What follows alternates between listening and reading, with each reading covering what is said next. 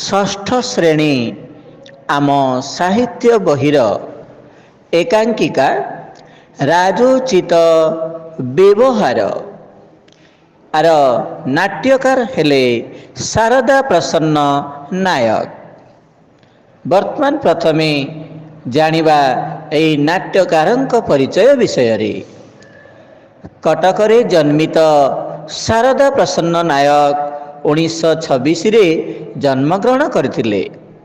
ସେ ଜଣେ ସୌଖିନ ନାଟ୍ୟଶିଳ୍ପୀ ଭାବରେ ଓଡ଼ିଶାର ପୁରପଲ୍ଲୀରେ ସୁପରିଚିତ ଅଟନ୍ତି। କଟକ ଆକାଶବାଣୀ ଓ ଦୂରଦର୍ଶନ ବିଭାଗରେ ଜଣେ ପ୍ରଯୋଜକ ଭାବରେ କାର୍ଯ୍ୟ କରି ଅବସର ଗ୍ରହଣ କରିଛନ୍ତି। ତାଙ୍କ ରଚିତ ସୁନାମାଟି ପରିଶୋଧ, ଲକ୍ଷ୍ମୀ ପତ୍ନୀ ଆଦି ନାଟକ ଓ ଶ୍ରୀଗୁଣ୍ଡିଚା ଭଳି ଗୀତିନାଟ୍ୟ ଓଡ଼ିଶାର ପାଠକ ତଥା ଶ୍ରୋତାଙ୍କ ନିକଟରେ ବେଶ୍ ଆଦୃତ ଲାଭ କରିଛି।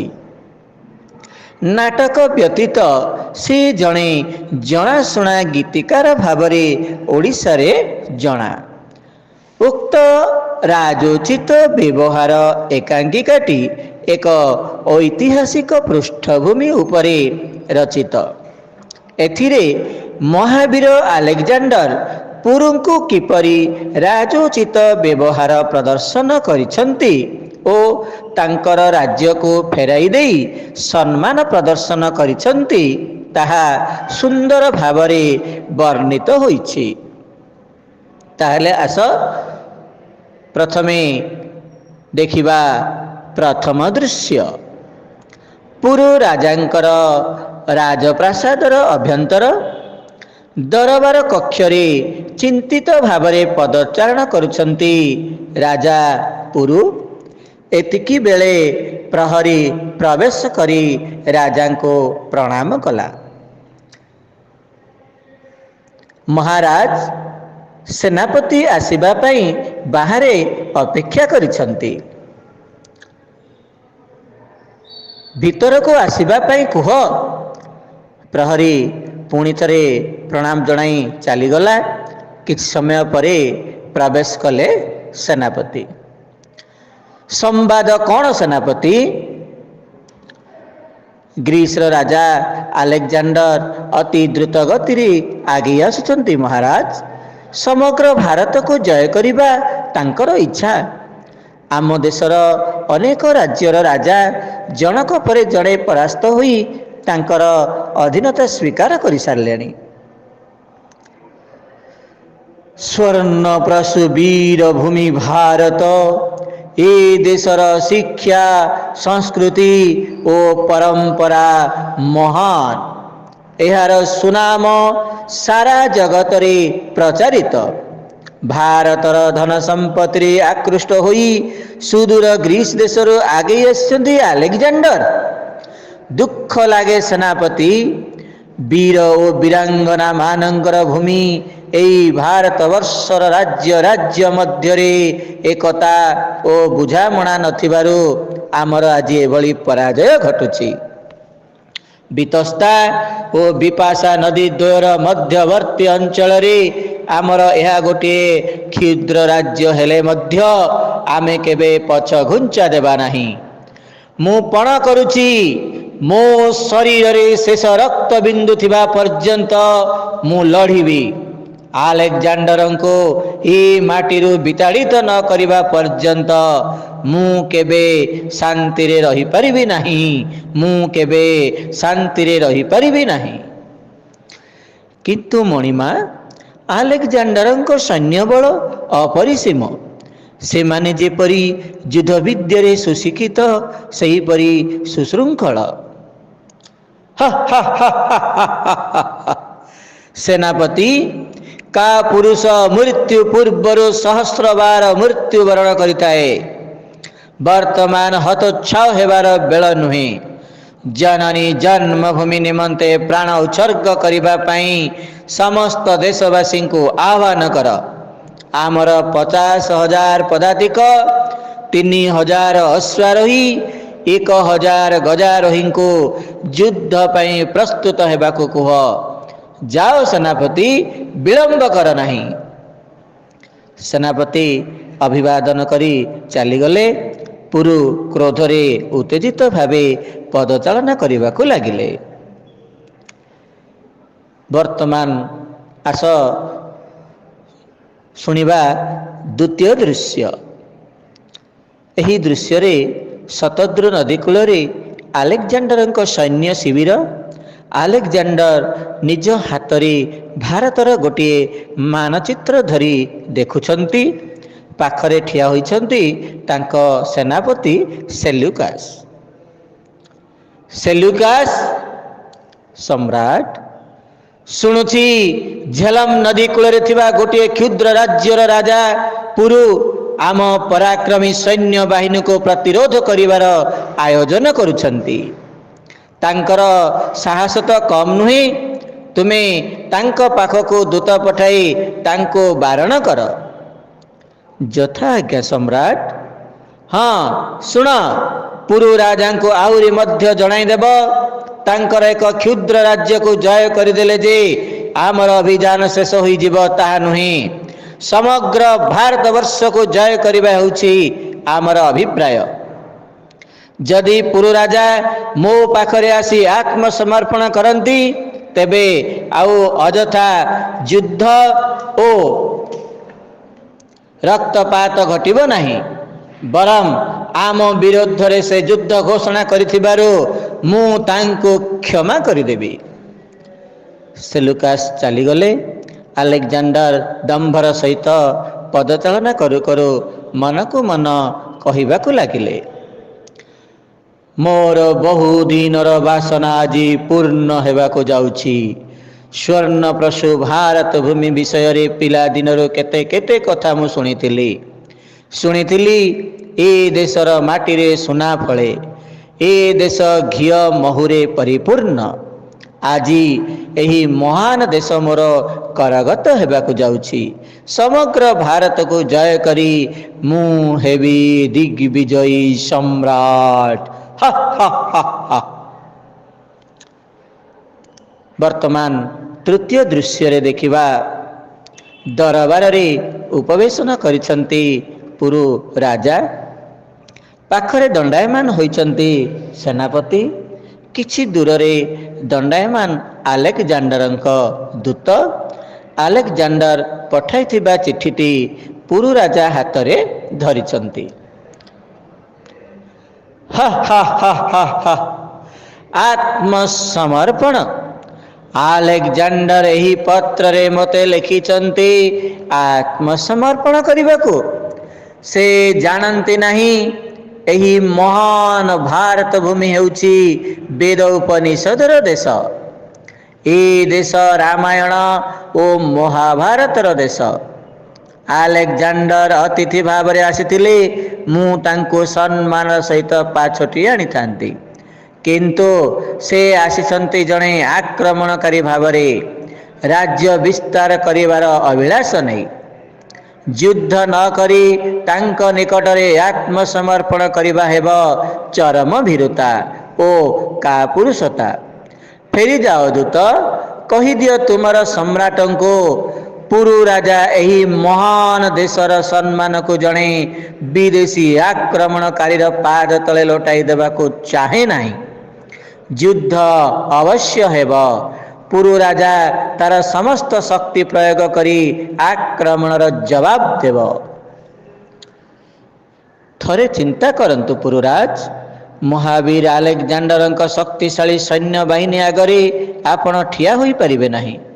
ବରଂ ଆତ୍ମସମର୍ପଣ କରିଯିବା ବୁଦ୍ଧିମାନ କାର୍ଯ୍ୟ ହେବ। ତୁମେ ସାମାନ୍ୟ ଜଣେ ଦୂତ, ଉପଦେଶ ଦେବାର ଅଧିକାର ତୁମର ନାହିଁ। ଏହି ଦୂତର ଦୁଃସାହସ ତ କମ୍ ନୁହେଁ। ଆଦେଶ କରନ୍ତୁ ମହାରାଜ, ଏହି ଦୂତକୁ ବାନ୍ଧି କାରାଗାରରେ ନିକ୍ଷେପ କରିବି। ନା ସେନାପତି, ଦୂତ କେବଳ ଜଣେ ପ୍ରତିନିଧି। ତାଙ୍କୁ ବନ୍ଦୀ କରିବା ଆମ ଦେଶର ପରମ୍ପରା ବିରୋଧୀ। ତାଙ୍କର ବାଚାଳତାକୁ ବରଂ କ୍ଷମା କରିଦିଅ। ଯାଅ, ଯୁଦ୍ଧ ପାଇଁ ପ୍ରସ୍ତୁତ ହୋଇଯାଅ। ମୁଁ ତେବେ ଫେରି ଯାଉଛି। ହଁ ହଁ, ତୁମକୁ ଫେରି ଯିବାକୁ ହେବ। ତୁମ ସମ୍ରାଟଙ୍କୁ ଯାଇ କହିଦିଅ, ଏଭଳି ଅପମାନଜନକ ପ୍ରସ୍ତାବ ଆମ ପକ୍ଷେ କଦାପି ଗ୍ରହଣୀୟ ନୁହେଁ। ଆମେ ଯୁଦ୍ଧ ପାଇଁ ପ୍ରସ୍ତୁତ, ଆମେ ଯୁଦ୍ଧ ପାଇଁ ପ୍ରସ୍ତୁତ। ଦୂତ ଫେରିଗଲା। ସେନାପତି ଚାଲିଗଲେ ଯୁଦ୍ଧ ପାଇଁ ପ୍ରସ୍ତୁତ ହେବାକୁ। ବର୍ତ୍ତମାନ ଦେଖିବା ଚତୁର୍ଥ ଦୃଶ୍ୟ। ଦୁଇ ଦେଶର ସୈନ୍ୟଙ୍କ ମଧ୍ୟରେ ଯୁଦ୍ଧ ଆରମ୍ଭ ହୋଇଯାଇଛି। ଶିବିର ଆଗରେ ଆଲେକଜାଣ୍ଡର ଓ ତାଙ୍କ ସେନାପତି ସେଲୁକାସ ଠିଆ ହୋଇ ଯୁଦ୍ଧର ଗତିବିଧି ଲକ୍ଷ୍ୟ କରୁଛନ୍ତି। ଦୂରରୁ ଯୁଦ୍ଧର କୋଳାହଳ ଶୁଣାଯାଉଛି। ଦେଖୁଛ ଦେଖୁଛ ସେଲୁକାସ, ପୁରୁ ରାଜାଙ୍କର ବୀରତ୍ୱ। ଗୋଟିଏ କ୍ଷୁଦ୍ର ରାଜ୍ୟର ରାଜା ହେଲେ ମଧ୍ୟ ସାହସିକତା ଓ କୌଶଳର ସହିତ ସେ କିପରି ସୈନ୍ୟ ଚାଳନା କରୁଛନ୍ତି। ଦକ୍ଷିଣ ପାର୍ଶ୍ୱରେ ଥିବା ଆମ ଘେରକୁ ଭେଦ କରି କିଭଳି ବୀର ଦର୍ପରେ ତାଙ୍କ ସୈନ୍ୟମାନେ ମାଡ଼ି ଆସୁଛନ୍ତି। ଓଃ, ଲଢୁଆ ହାତୀମାନଙ୍କ ପାଦ ତଳେ ଆମ ସୈନ୍ୟମାନେ କିପରି ଦଳି ହୋଇଯାଉଛନ୍ତି। ତାହା ହିଁ ତ ଦେଖୁଛି ସମ୍ରାଟ। ପୁରୁଙ୍କ ପାଖରେ ବୋଧେ ଆମକୁ ପରାଜୟ ସ୍ୱୀକାର କରିବାକୁ ପଡ଼ିବ। ନା ନା, ସେ କଥା ହୋଇପାରିବ ନାହିଁ। ଆମକୁ କିଛି ଗୋଟାଏ କୌଶଳ ଅବଲମ୍ବନ କରିବାକୁ ହେବ। କି କୌଶଳ ସମ୍ରାଟ? କାଳ ବିଳମ୍ବ ନ କରି ସୈନ୍ୟମାନଙ୍କୁ ନିର୍ଦ୍ଦେଶ ଦିଅ, ସେମାନେ ଏଥର ଶତ୍ରୁ ପକ୍ଷର ହାତୀମାନଙ୍କ ଉପରକୁ ତୀର ଓ ବର୍ଚ୍ଛା ପ୍ରୟୋଗ କରନ୍ତୁ। ତାହେଲେ ହାତୀମାନେ କ୍ଷତ ବିକ୍ଷତ ହୋଇ ପଛ ଘୁଞ୍ଚା ଦେଇ ପଳାୟନ କରିବେ। ପଳାୟନ କରିବା ବେଳେ ନିଜ ପକ୍ଷର ସୈନ୍ୟମାନଙ୍କୁ ହିଁ ଦଳି ଚକଟି ଦେବେ। ତାହେଲେ ଭାରତୀୟ ସୈନ୍ୟମାନେ ଆଉ ଆଗେଇ ପାରିବେ ନାହିଁ। ଯୁଦ୍ଧରେ ଜୟ କରିବା ଆମମାନଙ୍କ ପକ୍ଷେ ସହଜ ହେବ। କିନ୍ତୁ ସମ୍ରାଟ, ଅସ୍ତ୍ରହୀନ ପଶୁମାନଙ୍କ ଉପରେ ତୀର ପ୍ରୟୋଗ କରିବା ଯୁଦ୍ଧ ନୀତିର ବିରୁଦ୍ଧ ଅଟେ। ନୀତି, ନିୟମ, ଆଦର୍ଶ ଇତ୍ୟାଦି ଭାରତୀୟ ସୈନ୍ୟମାନଙ୍କୁ ସାଜେ, ଆମକୁ ନୁହେଁ। ଆମର ଲକ୍ଷ୍ୟ ଯେକୌଣସି ଉପାୟରେ, ଯେକୌଣସି ପନ୍ଥାରେ ଯୁଦ୍ଧ ଜୟ କରିବା। ତୁମେ ଯାଅ ସେନାପତି, ବିଳମ୍ବ କଲେ ଆମର ବିଜୟ ଆଶା ଧୂଳିସାତ ହୋଇଯିବ। ମୋର ଆଦେଶ କାର୍ଯ୍ୟକାରୀ କର। ସେଲୁକାସ ଦ୍ରୁତ ଗତିରେ ଚାଲିଗଲେ। ଆଲେକଜାଣ୍ଡର ବିଚଳିତ ଭାବରେ ଶିବିର ଆଗରେ କେବଳ ପଦଚାରଣ କରିବାକୁ ଲାଗିଲେ। ଦୂରରୁ ଖାଲି ଶୁଭୁଥାଏ, ଜୟ ମହାରାଜ ପୁରୁଙ୍କର, ଜୟ ଜୟ ମହାରାଜ ପୁରୁଙ୍କର, ଜୟ। ନା ନା, ଏ ଜୟ ଧ୍ୱନି ମୁଁ ସହିପାରିବି ନାହିଁ। ଏହା ମୋ ପାଇଁ ଅସହ୍ୟ। ଆମକୁ ଯେକୌଣସି ଉପାୟରେ ଜୟ କରିବାକୁ ହେବ, ଯେକୌଣସି ଉପାୟରେ ଜୟ କରିବାକୁ ହେବ। ଦୂରରେ କୋଳାହଳ ବଢ଼ିଗଲା। କ୍ରମେ କ୍ରମେ ପୁରୁ ରାଜାଙ୍କର ଜୟଧ୍ୱନି ନୀରବ ହୋଇ ଆସିଲା। ଏତିକି ବେଳେ ଫେରି ଆସିଲେ ସେଲୁକାସ। ଖୁସିର ସହ କହୁଛନ୍ତି, ସମ୍ରାଟ ସମ୍ରାଟ। ସମ୍ବାଦ କ'ଣ ସେଲୁକାସ? ଆପଣଙ୍କ ନିର୍ଦ୍ଦେଶ ଠିକ୍ ଭାବରେ କାର୍ଯ୍ୟକାରୀ ହୋଇଛି। ଭାରତୀୟ ସୈନ୍ୟବାହିନୀର ହାତୀମାନଙ୍କ ଉପରକୁ ଅସ୍ତ୍ର ପ୍ରୟୋଗ କରିବା ଫଳରେ ସେମାନେ କ୍ଷତବିକ୍ଷତ ହୋଇ ପୃଷ୍ଠଭଙ୍ଗ ଦେଇ ପଳାଇ ଯାଇଛନ୍ତି। ଗଲାବେଳେ ତାଙ୍କ ନିଜ ପକ୍ଷର ସୈନ୍ୟମାନଙ୍କୁ ଦଳି ଚକଟି ଦେଇ ଯାଇଛନ୍ତି। ଯୁଦ୍ଧକ୍ଷେତ୍ରରେ ପୁରୁରାଜ ବର୍ତ୍ତମାନ ଶକ୍ତିହୀନ ଓ ଏକାକୀ। ଆଦେଶ କଲେ ତାଙ୍କୁ ଆପଣଙ୍କ ପାଖରେ ଆଣି ହାଜର କରିବୁ। ସାବାସ ସାବାସ ସେନାପତି, ଆମର ତେବେ ଜୟ ହୋଇଛି। ତୁମେ ଏବେ ଯାଇ ପୁରୁଙ୍କୁ ମୋ ସମ୍ମୁଖକୁ ନେଇ ଆସ। ସେନାପତି ଚାଲି ଯାଉଥିଲେ। ହଁ, ଶୁଣ, ପୁରୁ ରାଜାଙ୍କୁ ବନ୍ଦୀ କରି ଆଣିବ ନାହିଁ। ପରାଜିତ ହେଲେ ମଧ୍ୟ ସେ ଜଣେ ଦେଶପ୍ରେମୀ ବୀର। ତାଙ୍କୁ ସମ୍ମାନର ସହିତ ଶିବିରକୁ ନେଇ ଆସ। ସେନାପତି ଚାଲିଗଲେ। ଆସ ବର୍ତ୍ତମାନ ଦେଖିବା ଶେଷ ଦୃଶ୍ୟ। ଶିବିର ମଧ୍ୟରେ ଗୋଟିଏ ଆସନ ଉପରେ ବସିଛନ୍ତି ଆଲେକଜାଣ୍ଡର। ତାଙ୍କ ଦୁଇ ପାଖରେ ଠିଆ ହୋଇଛନ୍ତି ଦୁଇ ଜଣ ପ୍ରହରୀ। ଏହି ସମୟରେ ସେଲୁକାସ ସାଙ୍ଗରେ ପ୍ରବେଶ କଲେ ପୁରୁ। ପୁରୁରାଜ, ଯୁଦ୍ଧ ପୂର୍ବରୁ ଆତ୍ମସମର୍ପଣ କରିବାକୁ ମୁଁ ଦୂତ ହାତରେ ଖବର ପଠାଇଥିଲି। ଆପଣ ମୋ ପ୍ରସ୍ତାବକୁ ଗ୍ରହଣ ନ କରି ଦୂତକୁ ଫେରାଇ ଦେଇଥିଲେ। ଆଜି କିନ୍ତୁ ଆପଣ ପରାଜିତ, ମୋ ନିକଟରେ ବନ୍ଦୀ। ପରାଜୟକୁ ମୁଁ ସ୍ୱୀକାର କରୁଛି। ଏବେ କୁହନ୍ତୁ, ମୋ ଠାରୁ ଆପଣ କି ପ୍ରକାର ବ୍ୟବହାର ଆଶା କରୁଛନ୍ତି? ମୁଁ ପରାଜିତ ହେଲେ ମଧ୍ୟ ଗୋଟିଏ ସ୍ୱାଧୀନ ରାଜ୍ୟର ନରପତି, ତେଣୁ ମୁଁ ଚାହେଁ ରାଜୋଚିତ ବ୍ୟବହାର। ଅର୍ଥାତ୍ ଜଣେ ରାଜା ଆଉ ଜଣେ ରାଜା ପ୍ରତି ଯେଉଁ ପ୍ରକାର ବ୍ୟବହାର ପ୍ରଦର୍ଶନ କରିବା ଉଚିତ, ମୁଁ ଆପଣଙ୍କ ଠାରୁ ସେଇଭଳି ବ୍ୟବହାର ଆଶା କରେ। ନିଜ ଆସନରୁ ଉଠି ପଡ଼ିଛନ୍ତି। ଧନ୍ୟ ଧନ୍ୟ ପୁରୁରାଜ, ଆପଣ ପ୍ରକୃତରେ ହେଉଛନ୍ତି ଭାରତ ମାଟିର ବୀର ସନ୍ତାନ। ଆଜି ମୁଁ ଅନୁଭବ କରୁଛି ଯେ ସୁଜଳା ସୁଫଳା ଶସ୍ୟ ଶ୍ୟାମଳା ଭାରତବର୍ଷ ପ୍ରକୃତରେ ବୀରମାନଙ୍କର ଲୀଳାଭୂମି। ପରାଜିତ ହେଲେ ମଧ୍ୟ ଆପଣଙ୍କର ମନୋବଳ ଦୃଢ଼ ରହିଛି। ଆପଣ ଆଜିଠାରୁ ହେଲେ ମୋର ବନ୍ଧୁ। ଏହାପରେ ସେଲୁକାସଙ୍କ ଆଡ଼କୁ ଚାହିଁ, ସେଲୁକାସ ସମ୍ରାଟ,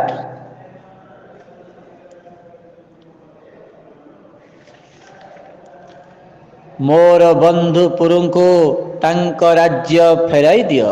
ସମ୍ମାନର ସହିତ ତାଙ୍କୁ ନେଇ ତାଙ୍କ ଶିବିରରେ ପହଞ୍ଚାଇ ଦିଅ।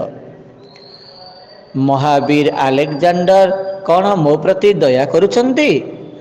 ନା ନା ପୁରୁରାଜ, ଆପଣ ସେଭଳି ଭାବନ୍ତୁ ନାହିଁ। ମୋତେ ଆଉ ଲଜ୍ଜା ଦିଅନ୍ତୁ ନାହିଁ। ମୁଁ ମୋର ଗର୍ବ ଓ ଅହଙ୍କାରର ଉତ୍ତର ପାଇସାରିଛି। ଏ କ'ଣ କହୁଛନ୍ତି ସମ୍ରାଟ? ସମଗ୍ର ହିନ୍ଦୁସ୍ତାନ ଉପରେ ଜୟ ପତାକା ଉଡ଼ାଇବା ଯେ ଆମର ଇଚ୍ଛା। ସେ ଇଚ୍ଛାକୁ ପରିତ୍ୟାଗ କର ସେନାପତି। ଏହି ବୀରଭୂମିରେ ଆଉ ପାଦେ ହେଲେ ଅଗ୍ରସର ହେବା ଆମ ପକ୍ଷେ ଉଚିତ ହେବ ନାହିଁ। ଆମେ ଏବେ ଫେରିଯିବା ଆମ ଦେଶକୁ। ଯାଆନ୍ତୁ ବନ୍ଧୁ ପୁରୁରାଜ, ଆପଣ ନିଜର ଏହି ବୀରତ୍ୱ, ସାହସିକତା ଓ ଦେଶଭକ୍ତି ପାଇଁ କାଳେ କାଳେ ସ୍ମରଣୀୟ ହୋଇ ରହିବେ। ଆପଣଙ୍କ ନିକଟରେ ମୁଁ ମୋର ଶ୍ରଦ୍ଧା ଓ ସମ୍ମାନ ଜଣାଉଛି। ଏହାପରେ ମଞ୍ଚ ଅନ୍ଧକାର ହୋଇଆସିଲା। ନାଟକଟିର ବା ଏକାଙ୍କିକାଟିର ପରିସମାପ୍ତି ଘଟିଲା। ଆସ ତାହେଲେ ଏହି ଏକାଙ୍କିକାର କିଛି ସାରାଂଶ ବିଷୟରେ ଆମେ ଆଜି ଜାଣିବା। ସ୍ୱର୍ଣ୍ଣପ୍ରସୂ ବୀରଭୂମି ଭାରତର ଶିକ୍ଷା, ସଂସ୍କୃତି ଓ ପରମ୍ପରା ଖୁବ୍ ମହାନ ଅଟେ। ଏହାର ସୁନାମରେ ଆକୃଷ୍ଟ ହୋଇ ସୁଦୂର ଗ୍ରୀସ ଦେଶରୁ ଆଲେକଜାଣ୍ଡର ଭାରତ ଅଧିକାର କରିବାକୁ ଆଗେଇ ଆସିଛନ୍ତି। ଦେଶର ରାଜା ତଥା ବୀରମାନଙ୍କ ମଧ୍ୟରେ ଏକତା ନଥିବାରୁ ସେ ଭାରତ ଆକ୍ରମଣ କରିବାକୁ ଆଗେଇ ଆସିଛନ୍ତି। ପୁରୁ କ୍ରୋଧରେ ବିଚଳିତ ହୋଇ ବିବ୍ରତ ହୋଇପଡ଼ିଛନ୍ତି। ଆଲେକଜାଣ୍ଡର ଶତଦ୍ରୁ ନଦୀ କୂଳରେ ପହଞ୍ଚି ନିଜର ସେନାପତି ସେଲୁକାସଙ୍କୁ ନିଜର ମନ କଥା ଜଣାଇଛନ୍ତି। ସେ ପୁରୁ ରାଜାଙ୍କୁ ଆତ୍ମସମର୍ପଣ କରିବାକୁ ସେନାପତିଙ୍କ ହାତରେ ଖବର ପଠାଇଛନ୍ତି। ଆତ୍ମସମର୍ପଣ କରିବା କଥା ଶୁଣି ପୁରୁ ରାଗି ଯାଇ ପ୍ରତି ଆକ୍ରମଣ କରିବାକୁ ଚାହିଁଛନ୍ତି। ଦୂତକୁ କହି ପଠାଇଛନ୍ତି ଯେ ସେ ଆଲେକଜାଣ୍ଡରଙ୍କ ସହିତ ଯୁଦ୍ଧ କରିବାକୁ ପ୍ରସ୍ତୁତ। ଦୁଇ ସୈନ୍ୟବାହିନୀ ମଧ୍ୟରେ ଘୋର ଯୁଦ୍ଧ ହେଲା। ଭାରତୀୟ ସୈନ୍ୟବାହିନୀର ହାତୀମାନଙ୍କ ଉପରକୁ ଅସ୍ତ୍ର ପ୍ରୟୋଗ କରିବା ଦ୍ୱାରା ସେମାନେ କ୍ଷତବିକ୍ଷତ ହୋଇ ନିଜ ପକ୍ଷର ସୈନ୍ୟମାନଙ୍କୁ ଦଳି ଚକଟି ପକାଇଲେ। ଏକାକୀ ନିରସ୍ତ୍ର ହୋଇ ରହିଗଲେ ପୁରୁ। ପରାଜିତ ପୁରୁ ରାଜାଙ୍କୁ ବନ୍ଦୀ କରି ଆଲେକଜାଣ୍ଡରଙ୍କ ପାଖକୁ ଅଣାଗଲା। ସ୍ୱାଧୀନ ରାଜ୍ୟର ନରପତି ଭାବରେ ଆଲେକଜାଣ୍ଡରଙ୍କ ଠାରୁ ପୁରୁ ରାଜୋଚିତ ବ୍ୟବହାର ଆଶା କରିଥିଲେ। ତାଙ୍କର ଏହି କଥା କେଇ ପଦରେ ବୀର ଆଲେକଜାଣ୍ଡର ବେଶ ପ୍ରଭାବିତ ହୋଇଗଲେ। ଆଲେକଜାଣ୍ଡର ପୁରୁଙ୍କୁ ବନ୍ଧୁ ଭାବରେ ଗ୍ରହଣ କରି ତାଙ୍କୁ ସମ୍ମାନର ସହିତ ରାଜ୍ୟ ଫେରାଇ ଦେଲେ। ପୁରୁଙ୍କର ଦେଶଭକ୍ତି, ସାହସିକତା, ବୀରତ୍ୱ ପ୍ରତି ଶ୍ରଦ୍ଧା ଓ ସମ୍ମାନ ଜଣାଇଥିଲେ ଆଲେକଜାଣ୍ଡର। ଧନ୍ୟବାଦ।